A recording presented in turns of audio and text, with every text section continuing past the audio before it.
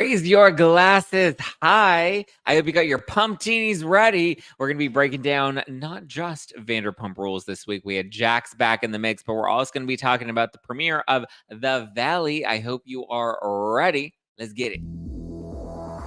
You're listening to No Filter with Zach Peter, your go-to source for all the latest pop culture and reality TV tea, served fresh all week long. Now, let's dive in. We have Jax back in the mix. Tom is doing hot and singles night in the pool where he was hooking up with Raquel. Like, there are new girls and they don't even know that Raquel's coochie juices are still all up in that pool, because I don't know if there's enough chlorine to fix all of that. But you know what? As we're talking about Vanderpump Rules and The Valley, it was a double trouble night, and I figured, why not have a double trouble night tonight? The only thing better than one, Zach, is two. So please welcome the one and only, you may know him from the Tickety Talk, Zachary Reality. Hello. I love that intro. Two Zacks are better than one. So we have two shows. That crossover was crazy of Jax literally walking from scene to scene. So I'm excited to break it all down with you. Okay. Vanderpump to the Valley crossover scene, or Real Housewives of Beverly Hills to Vanderpump Rules crossover scene? Well, that wasn't like it's so different now because they're like breaking the fourth wall of having him literally walk through the screen. So I just thought it was very shocking. I did not see that coming. And I was just like, whoa, like we're already on the next show. It was interesting. It was modern. I think it was groundbreaking when they did it back then on Beverly Hills. Like, it was the first time they'd ever done that.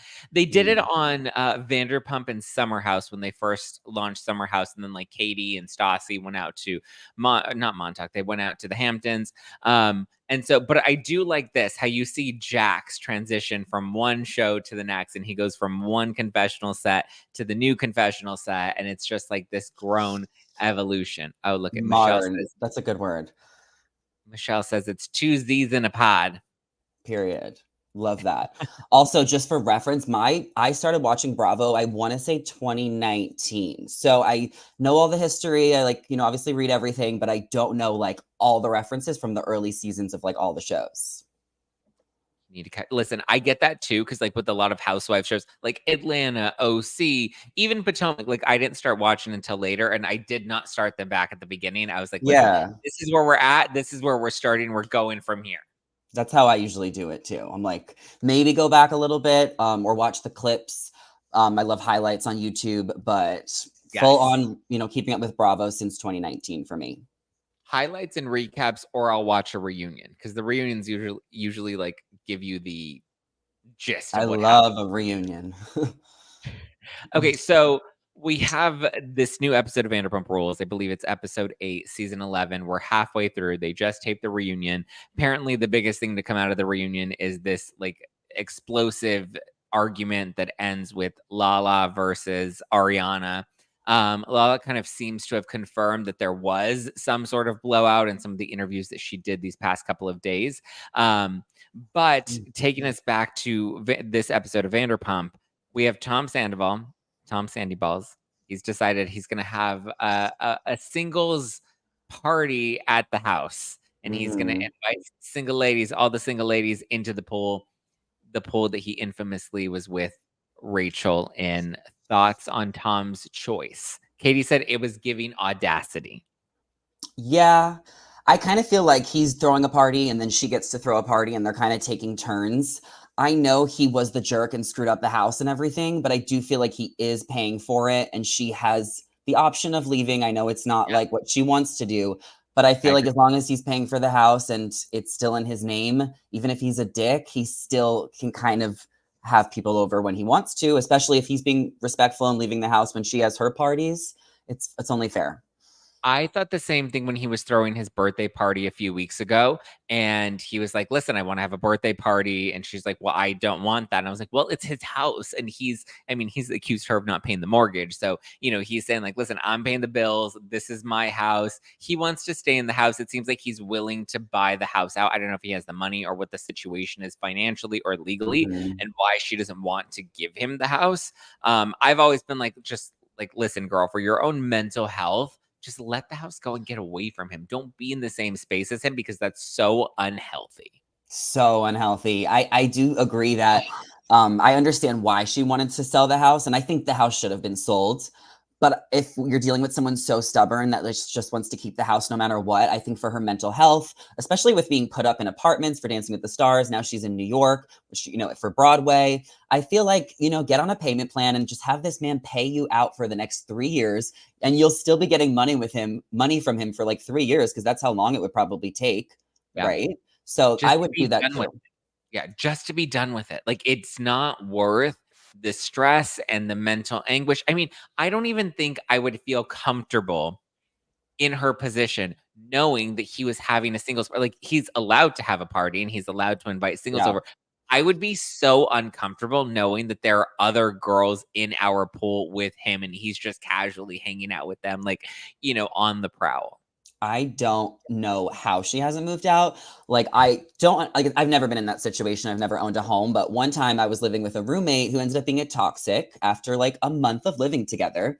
So I found my own place, and I would literally like sneak out the window because I didn't even want to risk seeing this person in the lobby. I was like, I need to get out of there as soon as Yeah. possible because I just couldn't imagine living with anyone. And I've been living by myself for over 4 years, and I just feel like it's the only way to do it. It's peace. I've never lived with a roommate. I'm scared. Yeah. I've never lived with anybody else other than, like, family, prior to going out on my own, but, like, I mean, Mhm. even Schwartz was, like, so uncomfortable with, like, being in that space, and if he's uncomfortable and this really doesn't affect him, I can only imagine how uncomfortable it is for Ariana just kind of knowing that, and I even get, like, Katie, like, being like, "It's giving audacity," and it is giving audacity, but he is But paying everything he for his does audacity. gives audacity. I think I was watching the after show, and I think Katie said that, and she was like, or Ariana said that, like, "What do you? This is what people expect from him. This is, the type of attitude." So they're used to it. Do you have any thoughts on the Katie versus Lala? Because we saw them get into it last week at Allie's when she was trying to give everybody an astrology reading, and now we see them sit down and kind of hash it out a little bit this week. They have some beef. They have some animosity that they need to work out. It does Mhm. seem like it's something that happened off the show from what Lala said, and Katie was talking about it. So I think that it hasn't fully been addressed yet what the issue is that they have with each other, but I think that they're just not super in sync right now as friends, which is for whatever reason. But I think that they still respect each other, and I think they'll ultimately get to a good place. And I think it's interesting to see them fight because we watch a show about drama. So They're there the you two go. feistiest ones there that they're going to give us the most. Yeah. Again, so like Katie and Lala, people are like Katie. People are saying that Katie would act like Lala's all bark, but Katie's an actual They're biter, they're and they're both tough. they really are. People are like Katie would have Lala pinned against the wall with spray tanner on the wall, the same way Courtney did Kim when they got into their fight on Keeping Up with the Kardashians, and we had streaks of just spray tan all over Chloe's Mhm. wall. And Yeah, but Katie, Lala also said that she is trying to be peaceful these days and trying to be empathetic. And maybe she's trying to like really soften up that tough girl stuff. And Katie's a tough girl, so maybe they're just not like maybe they don't have as much in common, anymore. see, I've always felt like I was able to relate to like a Lala Kent or an Erica Jane. I felt like those are just naturally, characters in my own personality because I know I have a feisty side to me too. But I like that they're both these seasons of their shows tamer and trying to just, calm it down. I too have been trying to be less chaotic in my own life, which, Yeah, maybe I this love is that. the season of tame, the season of peace. Listen, I still pop off on a bitch like every other day. Even last night, oh my God, Zachary, last night, there was like an Instagram account that I decided to call out because I was like, you stole my content. And then I realized they didn't steal my content. I was like, why must I always like run towards a fight? Well, we need to, be more zen these days, like Zen Wen. Zen when? That was just what I Happy was thinking. Eddie, yeah.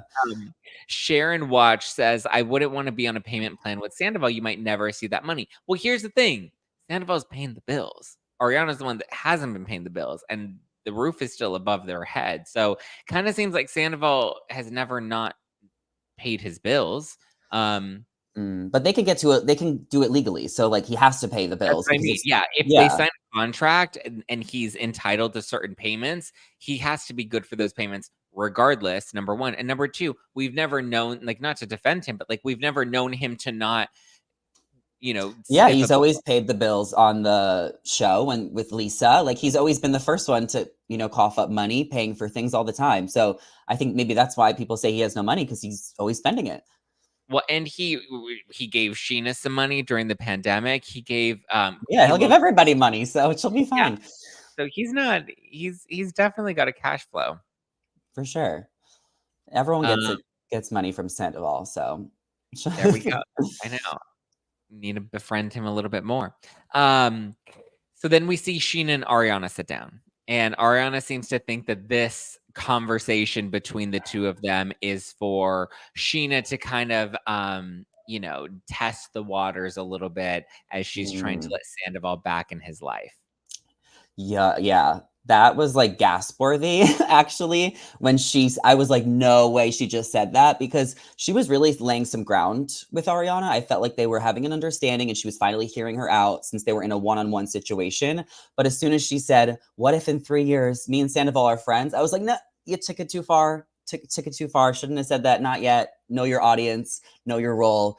And then it got awkward.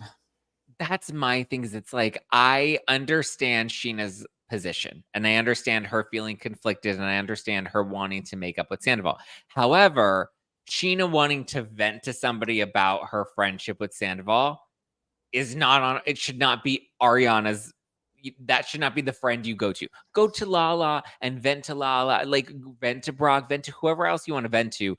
Ariana is just not the audience where you're going to want to do that. But I also feel like Sheena was maybe doing that to kind of be like, hey, Ariana, so by the way, just wanting to get some feelers out there to see if you're good. You know what I mean? Um, Yeah. I think she wants to be honest with her and, like, to keep her in the know as much as possible since they are filming the show together and he's going to be around. So I think she's trying to be a loyal friend to Ariana, but I also agree with what you're saying and what everyone else has been saying. Do you think that it was fair for Ariana to keep the Dancing with the Stars announcement hidden Um, because I of her NDA?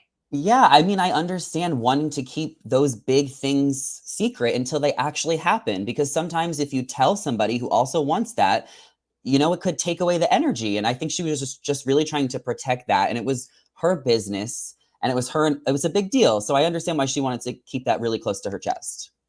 I did until we see in this episode that Dan knew, and Dan is the one that revealed the info to Sheena. Well, that's her That's when boyfriend. yes, but if you don't trust Sheena because you think Sheena's going to tell somebody, but you trusted Dan, and here Dan is relaying the message to Sheena, then it's like, how trustworthy is Dan then? Also, you've known Sheena a lot longer than you've known Dan. You just got out of a 9-year relationship with somebody that that proved you cannot trust men, which is the lesson of the day. Never trust a man. With Mm, whether it's Sandoval or Dan, never trust a man. But like she trusted Dan more than she trusted Sheena, and Sheena's been her longtime friend. And I think Sheena would have been supportive. I don't think Sheena would have told anybody. And the fact that Dan was so loose with the lips to be like, oh, yeah, the announcement's happening in a couple of days. And Sheena's like, what announcement? And she's like, Dancing with the Stars. And, why yeah. trust Dan and not Sheena? Well, she said in the after show, because I watched it. She said the reason is because Sheena is in the public eye, and Sheena, the paparazzi were following them a lot around at that point. So she just didn't want to feel like Sheena had to lie or cover for her. So she withheld that from her as a public figure, but then told her friends who aren't on the show. That feels a little. That's what she said. I'm sure that, listen, I believe that that is what she said, but it just feels a little sketch. I think she knew that this news was going to hurt Sheena, and I think she didn't intentionally want to tell Sheena because she's like, listen, this is my news and this is my, you know, whatever. She wanted to relish in her moment. Good for her, but still, I think that she's not being honest about the real reason she didn't tell Sheena, which was, I think, a little fucked up. I don't disagree with all of that, but I am Team Mariana on this one. And I think this was her opportunity and it was exciting for her and it was about her. And I think it was about her. Cassie says she doesn't see their friendship lasting. I don't either. I think their friendship is done after the season, to be honest with you. I think they'll still be friends. I think that there's just, there's been a little distance maybe. I think they'll be friends, but the depth and the level of their friendship, I think, will still be not it anymore. Well, I guess we'll see where they're at the reunion. I think this is the first season that they've been at odds. They've always been really close. So I think the reunion will be telling to see how they kind of navigate that in the hot seat. Then we get this awkward scene with Jo and Schwartz. I kind of feel I hear Schwartz, but I kind of feel like I don't know. What do you think? Should Jo and Schwartz date? They clearly are like on the same like emotional maturity level. Um, like they're very quirky, they're very goofy together. They get along, they have fun. It's very comfortable. It feels not safe, but it feels compatible. And They I seem like feel the like same person. yes, and I feel like they're a great match. I understand him being like, I don't want to jump into another. I think he knows that if he gets into a relationship with Jo, it's the type of relationship that will likely last. Um, and I think that's why he doesn't want to get into a relationship with Jo. He wants to explore his options. For sure. I don't think he's ready to dive into something. And Jo is so available. I think Yeah. that maybe she might be coming on too strong. Like, yeah, they're so similar, and I think he loves her as a friend. And I think that's what it is. I think he sees her as a best friend that, he leaned on and maybe rebounded with in some ways to find that comfort after a tough divorce. Yeah. I don't think that they'll be together in the long run, but I think they are like they get along really well. So why not hang out and just enjoy and have fun with it? But I think when it's down to get serious, if Jo shouldn't be holding out hope because I just don't think it's going to last in the long run. And I don't think Jo should be around him, to be honest. She makes him happy. She's really nice. She's a good friend. Like I feel like I don't know much about Jo. This was like the first episode she was in, and she got a confessional and everything. And she's going to the reunion. So I mean, Oh, I'm just a little. why? I'm gonna Why? reserve opinion on Jo until we see a few more episodes. I want to make my own opinion in time. Not a fan of Jo at all. I mean, homegirl needs some dry shampoo. She needs a little brush in the hair. Her outfit in her confessional, like who greenlit that? Like, I'm not a fan. She's I'm good fresh. for Schwartz. She's She fresh is energy not. on the show. She may be fresh energy, but she is not fresh. She is 4 days without a shower. Well, it's all gonna hit a boiling point. I'm sure we'll see more of her. I just love that Katie called her. What did she call her? An anorexic crack whore. What did she call her? She called her something. She And called she's her Spooky. That's what she called her. Spooky Jo. Which I spooky. Oh, think is she called her fun. an anorexic crackhead whore. And All she's like, right. she called me an anorexic crackhead whore. And then I had to explain to my mom that I'm not a crackhead. I'm like, that was your takeaway. You had to explain to your mother. Like your mom was concerned that you were a crackhead after that. I mean, I think, Katie definitely, told us about Jo before we met Jo, as viewers watching the show. So I think she has the right to be a little upset. But obviously, we don't know their whole backstory.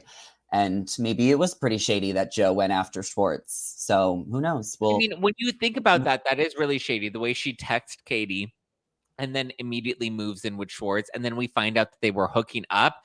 That is sketchy. That is sketchy. I have questions. yeah, for sure. But I wouldn't take Jo super seriously. She is just a little, ditzy. She's just a little bit of an anorexic crackhead whore. I wouldn't say that, but that's what Katie thinks. So I hope that we see a scene with the two of them this season because I'm interested to see the dynamic. Of Katie and Jo. They've been talking about each other. They haven't been in a scene together yet. So I'm interested to see. Listen, Katie would eat that little girl up. That's like a pit bull and a chihuahua. It's not Who gonna end. knows? Who knows what Jo is capable of? I don't think Jo is capable of very Maybe much. I'm giving her too much credit. I'm just reserving my opinion of her. What is Jo gonna do? Pull out her jade egg and throw it at Katie? Probably not. Yeah, probably not. I don't think it's gonna be go well, but we'll see. Yeah, Katie would eat her up more than Lala. Then we see the crew all head out to the Belmont. Sheena tries to get Sandoval to take a little accountability, and he doesn't like that. He's like, I'm not groveling to these motherfuckers anymore, and he bounces. I feel like Sheena was coming in with a really good, loving spirit and being like, listen, dude, can we just take a beat, take a breath, and can you not acknowledge that, like, hey, maybe you really did hurt Raquel. Maybe, she does feel manipulated by you. Can you at least, maybe that's not what you were intending, but like maybe that's, maybe that's Yeah. what she's experiencing, and maybe you can acknowledge that. And same thing with Katie. Like maybe you didn't intend to wreck her marriage, but you did influence it according to Katie's point of view. I feel like there's just no like like it's hard to make resolution. So I don't know like why they're arguing so much. Like I just don't think she had to talk to him that night either. Like maybe they do because they're filming the show, but it's just like, he has his own point of view and he thinks the way he thinks. So I just wouldn't waste my time arguing with someone. So it's just kind of gives me a headache sometimes too.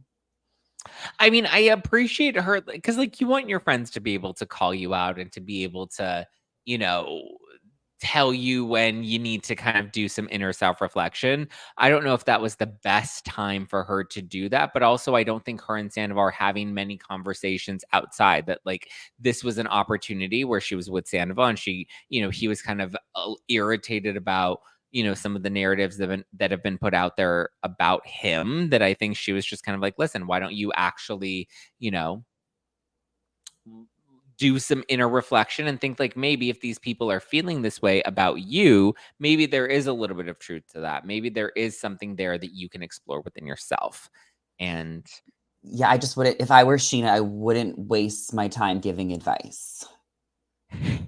I agree. But we do see that it kind of pays off because then he does kind of apologize to Katie when he sees her at their house. That was so awkward. And, I was kind of waiting for that too, because, the cast is obviously pretty divided. There's people who aren't filming with each other. So Katie and Sandoval have always hated each other. So I was kind of waiting to see what would happen when they would talk. And I think it's like the same thing where it's just not going to get anywhere. They really don't like each other. Even if they apologize to each other, they're never going to like each other. So it's fun to see them squirm and try and talk, but they just don't care about each other and they never will. They don't. And they don't care about each other. They And just I don't don't think, care. yeah. And I don't think she will ever give him any sort of grace. I think she does blame him for a lot more than she should when it comes to her marriage ending. That's fair. I think she needs to. I understand her feelings towards Sandoval, but at the end of the day, I feel her anger and her pain come from the way Schwartz chose Sandoval over Katie, which isn't Mhm. Sandoval's fault. It's Schwartz's fault, and he's the one that should be held accountable for that. And I don't think she fully. I think she does blame Sandoval more than I think he deserves to be blamed for the demise of her marriage. It was Tom Schwartz that couldn't show up for her, and it was Tom Schwartz that chose Sandoval over her many times. Yeah, I don't think Sandoval was like the best influence on Schwartz, No. clearly. But I do think at the end of the day, Schwartz wasn't the husband that Katie needed or deserved. So, she made the tough decision of leaving. And she had a very valid point that, she was in the exact same boat as Sandoval. They finally got Yeah. a house together. They had their assets. They were a brand. And instead of hooking up with one of his friends and cheating, she did the hard thing and she took the hard way out and she broke up with him, broke his heart. And people always say it's harder to break up with someone than be broken up with, right? So I Yeah. think Katie had a lot of valid points and I think that she was completely right. And Sandoval doesn't respect her. So that's why he didn't care. He was just like, what do I need to say to appease her to get out of this situation? So that's what I observed. But he does feel like the world is treating him like Scott Peterson. Do you agree? I thought Katie was, well, what else was she supposed to do? Like, I think that she was respectful enough in her to him as she could be. I don't think I don't know. I don't really know like how I would handle being friends with someone and around someone, that was just like so mischievous and it's just I wouldn't know what to do. So I feel like everyone's just doing what they can to kind of navigate the situation. Yeah. I mean, I feel like I know he's like, I don't want to grovel to these people, but I feel like there is a moment where there's a period, right? Where you do need to grovel and you For do need sure. to apologize a little more than you feel like you should. And it's going to take time for people to forgive you. I did like that Katie was like, listen, your words are great. Like, cool that you want to say words, but at the same time, like, your actions are what matter the most. I do think him like reaching out to her and wanting to apologize to her, I think was a, you know, a solid, um, good step forward, a good, foot forward. We'll see if he continues to change based off of, his recent New York Times interview. It doesn't seem like he's done a ton of self-reflection. Um, Yeah. I agree, Mallory. Comparing himself to Scott Peterson was hilarious, but like but then we see him in the New York Times comparing his situation to the OJ trial or to the George Floyd stuff, that it's like I think he's trying to make a point of like, I'm such a hated person and I'm in such a big tabloid media scandal. But the parallels that he keeps bringing in are not. I mean, Scott Peterson murdered his wife. Like, there's no comparison to. I mean, if anything, I've always said if you wanted to like compare Sandoval to something, they could compare it to like Tiger Woods when he cheated, and that was a Yeah. big, scandal. Or Mhm. Brad Pitt and Angelina Jolie when he was married to Jennifer Aniston. Like those types of celebrity scandals maybe are a little more, on par for Sandoval. Yeah, he really just doesn't help himself, and I don't know if he ever will. And then we get to the final big climax, which is Jax versus Tom. We see Schwartz Yes. decides to invite Jackson. They have a conversation. Sandoval's like, "You can't stop talking about me," and Jax is like, "The whole world is talking about you. You need to be a little more humble. You need to have a little more grace for the people that you've affected and the people that you've hurt." And so we see them share some words, but I think Jax was trying to come from a good place. He seemed to have left his judgment at the door for the most part. Yeah, I mean, I think that guys are different, and Jax always wants to make good TV, and he kind of needed to let that out. But then he did come around because he does care about him a lot. Like they've known each other forever. But I do think Sandoval has a point when Jax does try and throw like his success in Sandoval's face. Like they kind of have this rivalry, I guess, because they maybe came up together. So I don't think that they're meant to be like. I think there is a lot of there's just a rivalry between them. There's always going to be animosity. Yeah, I agree. But that was the conclusion that we got. And now we have 7 episodes left of Vanderpump before we get to the reunion. I'm looking forward to it, but this is a good transition for us to get over to the Valley because we see Jax. He leaves this dinner with Sandoval. It got really heated, but like you can tell that it just was like they nipped it in the butt really quickly because Jax is like, listen, at the end of the day, and I think they were both kind of like, swords up, cockfight, and then we're like, okay, but listen, at the end of the day, we do Yeah. care about each other. We do have history. There is a thread of fabric that will always tie us together. And, we can let our guards down and just see each other on a human level. And I think we got to Yeah. see that. Then we get into the Valley. And Mhm. what were your thoughts of the Valley premiere overall? Scale of 1 to 10, 10 being the best, 1 being terribly boring. I think it's like a 7.5. I think it has potential. I think there's a huge audience there from the Bravo and the Vanderpump fans that are gonna watch it and are already invested. I think people love reality TV and they love messes, and there seems to be a lot of relationship drama that is going to be brewing and played along. There's some interesting characters, and there's a lot of different phases of life with like pregnancy and engagements and divorces. So I think it'll be relatable for a lot of people. I think it's going to be a pretty big hit. I love that we have Jax and Kristen and Brittany back on our TVs. I think I would give it a what did you give it? What, a 7.5? Yeah. Yeah, I would agree. 7.5, maybe even an 8. I thought it was a solid premiere. I feel like premieres are always really hard, especially with new shows, because oftentimes you're just introducing us to these characters rather than there being big drama. Because if there's big drama right out the gate, you don't know the stakes, you don't know the history. Like it doesn't mean as much. So I think for a premiere, I thought it was a solid 7, 7.5. I think I'd agree with you on that. There we go. But really quickly, let's go through the actual couple. So we have Jax and Brittany. I'm happy to see Jax and Brittany back on my screen. They know when the cameras are on, they know how to deliver. Yeah, and we got to commend them for just like living their lives out loud for everyone else's entertainment. I mean, even with this separation, they're being really open about it to promoting the show while they have to talk about it. So they really put it out on the line, which makes compelling television. Yes. Then we have Kristen and Luke. Thoughts on this was the biggest topic of the night, was whether or not they're in a healthy relationship, whether or not they're going to go the distance, whether or not they should have kids. Thoughts on Kristen and Luke? I mean, I think she's, obviously she just met this guy. He does seem very quiet and reserved, but maybe that's what Kristen needs and opposites could attract. Let her have the baby. Like, she just turned 40. She wants to have a baby. Like, I think that she should just do whatever she wants. And I think Kristen is always good TV.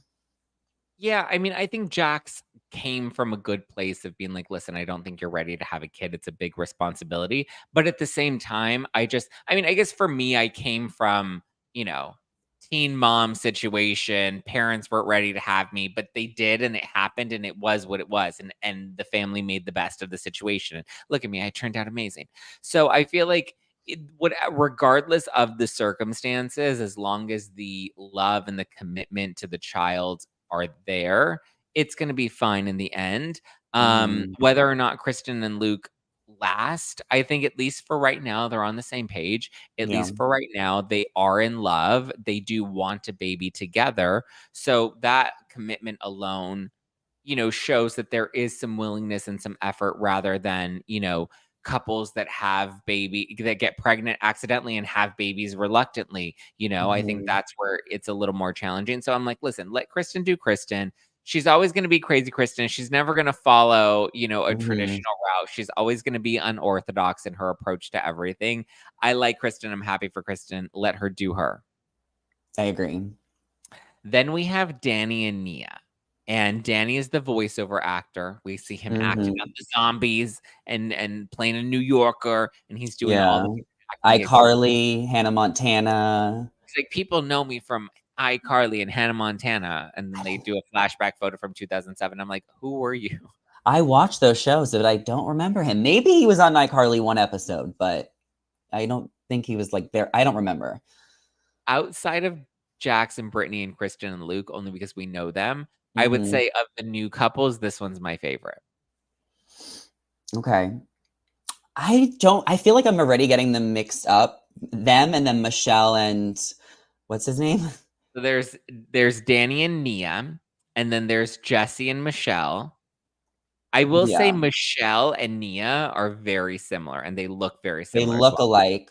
One of them was like in the pageant, and then the other one was getting upset about her husband getting pantsed. That was the same girl, the pageant girl. Okay. Right? I think that was the pageant girl. No, maybe the pageant girl was the other. I'm getting them confused too. We're just getting to know them. I just know of all of them, Danny is my favorite. He's, I think, the cutest one. Danny's the one that got pantsed, and we kind of see his butt, but we don't see his dick. And I feel like I wish we had a camera from the front angle. And I wish Peacock would have given us the uncensored version. Oh my God. I think Danny's hot. Okay. I just don't even have strong opinions on a lot of the new people yet. I just think that it's too soon. Danny and Nia have been together for a very long time. We have Jesse and Michelle. They're the ones that have a lot of kids together. And then we have Jason and Janet. Janet's the one that's pregnant right now. Yes. And Jason seems like really normal and like kind. So I kind of am excited to watch their dynamic because I feel like she's pregnant. So that's always fun to watch. And she's been on Vanderpump and she knows everybody. So I feel like Janet is like very much prepared to be in the mix and on the show. So I would say they're my favorite couple out of the new people. I just feel like they're boring. I mean, but we've only seen in the middle. Anytime you see a pregnant woman, you're already like, all right, they're not going to give us much. And Jason looks nice. Jason seems like a nice guy. They just seem like the boring, like happy, nice couple that shouldn't be on reality television. But they always need one. We have Jesse and Michelle, and they're the ones that just announced their separation. They're the one. They have a lot of kids. They're trying their, or is it? I get them mixed up. Is it Danny and Nia that have a lot of kids? One of them has a lot of kids. I feel bad. It's that they're like separating and that they're, on TV for the first time. And obviously they signed up for this. So I think that it will probably go through the ride of their relationship. And that's kind of what viewers want. You want to see a breakup at the end or a proposal at the end. People like a grand finale. And even if it's destructive, that's what I think will make good television. Yeah. Well, we do see that Jesse, who was the one of them in their confessionals on the trailer, they said that the three most dramatic people are Jax, Kristen, which obviously we knew Jax and Kristen, but Jesse was the third most dramatic one, and we see him kind of have a lot of outbursts throughout the trailer, which seems like he'll have a lot of outbursts throughout the season because he's very dramatic. So it seems like that personality is definitely going to come to the forefront, which may explain part of why they don't end up lasting overall. And then we have the two friends, and that's Jasmine Good, who was originally rumored to be joining Vanderpump for a while, for from a few seasons ago, and then we have Zach Wickham. Thoughts on Jasmine or Zach? Well, I know Jasmine from Bachelor Nation. She was on Yeah. Nick Viall's season. If you guys know me, I love The Bachelor. It's my favorite show ever. So I am so excited for Jasmine to be on the show, and I'm going to be rooting for her. And I mean, I'm glad that Zach is there as well. I think we need a gay in the mix, you know, to spice things up. And he'll have an opinion since he'll have a different perspective and opinion as he's not one of the couples, and everyone else on the show is couples. So I think Jasmine and Zach will just kind of add that fun layer, you know, just to kind of stir things up and have different perspectives on all the relationships. I mean, I'm happy that we have a gay on the show, but I feel like we could have found, you know, someone that was a little less obnoxious. Oh. Well, he's just kind of annoying, and yeah. Well, I guess we'll see. Are you a fan? I mean, it's only been one episode. So like I said with like other people, like I really like to reserve my opinions until I watch like 3 or 4 episodes. So that's all. Fair. Same. So you're going to continue to watch The Valley. The episode 1 hooked you. You would like to see more of this. Yeah, I'll be watching The Valley, and it's on right after Vanderpump. So yeah, I'll be watching it. Which I think is smart. And I think from what Alex Baskin has revealed publicly, there may be a couple of crossover episodes that'll keep us tuned in. It's going to get so jumbled up, you know, and I think with them airing back to back, it's like 2 hours. I'm sure that once Vanderpump ends, The Valley there could be more episodes and then their own reunion. And then maybe they'll combine the shows one day, or, you know, keep doing 2 shows and everyone's going to go back and forth. I mean, I think Bravo just, you know, has a really loyal audience. So I feel like they're going to keep growing with this friend group. Listen, they're putting a lot of eggs in this basket, and I think it's good. I could even see them possibly trying to reboot Vanderpump Rules and bringing like Lala and Sheena, maybe James, maybe the Toms over to the Valley. I think Sheena and Lala are for sure shoo-ins for the Valley, and I think if they want to continue to move that forward, which is kind of what Stassi hinted at, what was it, back in like 2022 when she wrote her book and said that they were going to do like a Valley Rules style spinoff. And reboot the original concept and take it back into the restaurants. I'm not against it. Yeah, I can see that happening, especially if this Vanderpump Rules clique doesn't feel like a friend group for so much longer. It's going to be hard for them to keep filming with their exes. And I can see Ariana maybe wanting to leave the show, and like, what would that look like? Ariana's done. She doesn't care. She doesn't want to be on the show. I think she likes the paycheck, but she's not even showing up to really do her job. Ariana and Katie, I feel like, are just done on the show. I think Tom Sandoval maybe has a good chance of, if he's able to get back in with James and Sheena and Jax, I think that he has a chance to maybe also join the Valley as well. I don't know. I think they might not let him on that show right away.